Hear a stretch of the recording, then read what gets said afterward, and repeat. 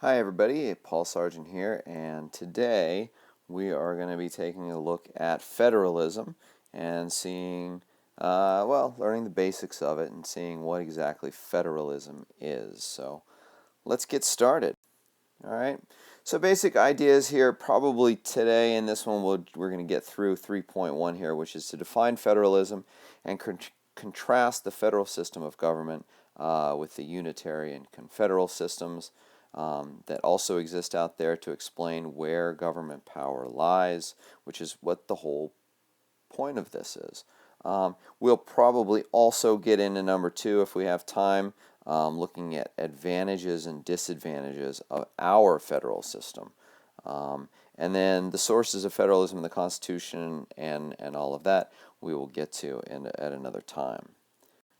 All right, so just to sort of give you a little bit of background here, this is a good graphic here. There's about 89,000 separate governmental units in the United States today. I mean, it's crazy. There's so many different things going on, and things are being done in so many different ways that it's hard to make general statements about sort of what government is and what government does. But you've got a whole bunch of districts and everything for all kinds of stuff. But we have our one federal government, our 50 state governments, and anyone should know that. But there are 89,000 local governments out there, and they're divided up into these different things. 3,000 counties, 19,000 and a half municipalities, if we're talking about cities and towns. There are townships. Pennsylvania, where I live, is township based. 16,000 of those. There's special districts like water districts, sewer districts, stuff like that, and then school districts. And sometimes they align, like here in Pennsylvania, those two align together, each township having its own school district. So yeah, there's a whole bunch of these things out there.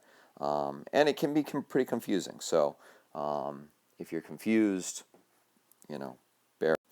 All right, so three basic systems of government. Unitary, where we started, if we're going historically. This is what we had under the British. And then the confederal system is what we had under the Articles of Confederation. And the federal system is what we have now. Yeah. That's what we decided on, and that's what we've stuck with for, 125 years now at this point. Probably longer. Boy, the math was quick on that. Anyway, move on. So here's how here's how the three different systems work. Okay, so in a unitary government, you have the central government that controls everything. That's why it's called unitary. So the central government controls everything, and then these states or regions or provinces, whatever they are, depending on where you are, the central government gives them control. Now, if the central government gives them control, it can also take away control. It can dissolve these states. It can do it. It's total control here. But the central government understands that there are lots of things that it can't carry out efficiently on a local basis, and that's why they use local governments. In a confederal system, it's exactly the opposite. The power here resides in each one of the states, and they give powers to the central government, which doesn't really have a whole lot of power in itself. And the big sort of downfall of all confederal systems, and the arguments against the largest two confederations in the world today, the European Union and the United Nations, is that this central government right here, that thing, can't force any of the individual states to do anything. They can agree on things, and then they can agree to join or not to join. In a federal system, it's more complicated. It's like a balance between the two. Here you have a central government that has its powers, and you have state governments that have their powers. And in a well-designed federal system, those powers are clearly laid out. They're shared. Sometimes they help each other. Sometimes they overlap. And sometimes they're completely separate. But it also leads to a constant battle between centralizing authority and localizing authority, which is a lot of what we do here in the United States. We battle over. All right, so why did we decide on this? Well, I mean, really, it was practical. Because of the situation we were in, it had a lot of benefits. I mean, the states came in with a lot of power, and so they wanted to keep the power or keep some power. But they also recognized that a central government was needed to create security and all of that, and so they had to give some central powers. So they kind of just tried to balance it all. It does allow for a lot of subcultures to be created. States will have their own sets of laws and regulations and political culture and stuff like that. But there are a lot of arguments against federalism. And the major argument, the number one, I would say, is the issue of inequality. Now, we can spend an entire hour and a half talking about examples from the United States history of inequality amongst the states on basic things. But for one example, let's just take education. If every state has the ability to set up its own educational law and its own educational system, then there will, by definition, be some that are better than others, and that's unequal. People who are in good educational states want to keep it that way. They want to do what they're doing because it works. People that are in not as good educational states, they want more centralized control so that their education system can get better. Basically, people in need help, and that's what it is. This can be a lot of things. Some states don't have any income tax.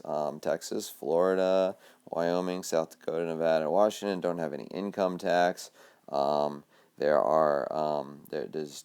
Tennessee does this tax dividend and interest, but there's no income tax. And then these states here, Alaska, Oregon, Montana, New Hampshire, and Delaware, have no sales tax. So taxes are done differently across the country. And then, this is the one that's in the news now, and for various reasons, many of which I'll just sort of not even speculate on, very important for high school students, it seems. And that's the issue of legalized marijuana. We have a federalist system whereby at the U.S. level, the marijuana is illegal. It is a felony drug to sell and manufacture and all of that. But in states, we'll put states over here, there are some states where it is medicinal and approved for medicinal use, and there are a few states now where it's recreational use that have been decided.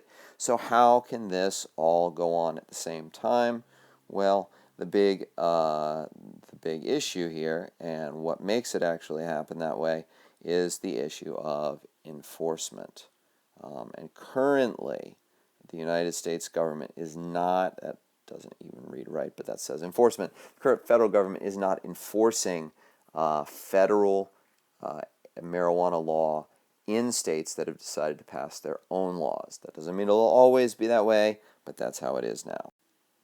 So what's the constitutional basis of it? Well, in the Constitution, they lay out the powers of the national government.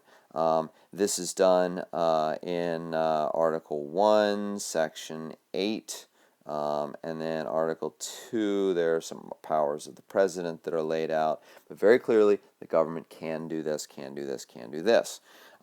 This necessary and proper clause causes problems. It's known as the elastic clause. I always try to think of it like a rubber band because you can stretch it as much as you want. What it says is that Congress, this ends up this Article 1, Section 8, it's in Clause 18, and it says, so like you've laid out all of the powers, and then Section 18 says, okay, so the Congress also has the power to create any laws that are necessary and proper in order to carry out the aforementioned powers, all the other stuff that it can do. Well, what necessary and proper is like a big question mark. Like, what can you do? So, for example, they have the power to regulate interstate commerce. They used that power in order to approve and fund the building of an interstate highway system, saying that interstate highways would allow for better commerce between the states.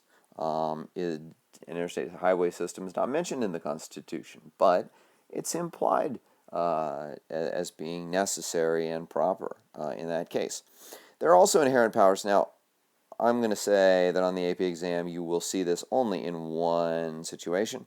And inherent powers means, like, they don't have to be listed. It's just that because you're a country, we're allowed to do these things. And the only example I've ever seen that on the AP exam is the Louisiana Purchase, when we bought a bunch of land under under Thomas Jefferson that was offered for sale by Napoleon. Couldn't find it as a power. Says we're a country, we're allowed to buy this, allowed to buy land. And then it also lists out powers. There are powers that the state governments have, and these are not listed in the Constitution, but they are sort of, well, they're there because they're not given to the national government. Police power being sort of a big one that states take on. There are also concurrent powers. That means that both levels of government can do this at the same time. Taxing, holy moly, when you get a job, you look at your first paycheck and you see all these taxes coming out. You pay federal income tax, and unless you're in one of those states I showed you before, you're paying state income tax as well. There is a list of prohibited powers. This comes in Article 1, Section 9, and then and that's for the national government, things the national government can't do. And then in Article 1, Section 10, I believe, is things that states can't do. So you say, okay, so here we've listed things you can do. Now let's list things we can't do. And then in order just to make sure that there's no overlap, they threw in the Supremacy Clause, which says that basically here's the order of what's supreme. Number 1 is the Constitution. Number 2 is any national treaties. And then number 3 is any federal law. And then state laws come below those. So if they come into conflict, then these things are sort of what happens. So all these things have to be tried out in the courts. This is something you're going to see all year in AP Government. McCulloch versus Maryland is the big Supremacy Clause case in which it was decided that the state of Maryland tried to tax the federal government. McCulloch was the guy who was running the federal bank in I believe it was in Baltimore. And anyway, so it says that the Supreme Court decided that no state may tax, sorry if you can't read this, the legitimate activities of the federal government. All right, so it definitively upheld the Supremacy Clause as being an actual thing. And so what do we have? Well, what it does is it creates both vertical and horizontal checks and balances of power in the Constitution. Horizontally, this is like this is separation of powers. There are 3 branches of government, and the powers are separated. There are also, since it says same level here, I'll just say this, every state has its own system of horizontal control, whereby a state will usually have a governor, and they will usually have a legislature. In fact, I think they always have these 3 things, and then they also have a judicial branch. In fact, I know they all have these things. How they do the legislature is up to them. A couple of states have one house legislatures, Nebraska and Maine, I believe. And then there's also vertical control, and that's where federalism comes in. So, that's sort of like saying, there's control by splitting powers between the top and the bottom. Okay? Now, the Constitution also then lays out how states should relate with one another, and there's a bunch of things out there. full faith and credit basically says that this has to do with like rulings, and it's mostly legal stuff here, marriage certificates, stuff like that. Anything that's done in one state is honored in another state. So if I'm married in Arizona, and then I move to Alabama, like Alabama recognizes my marriage, it says. Also, everybody has the same privileges and immunities when they're visiting a state as the people who live in that state. So you can't be treated differently because you come from another state. And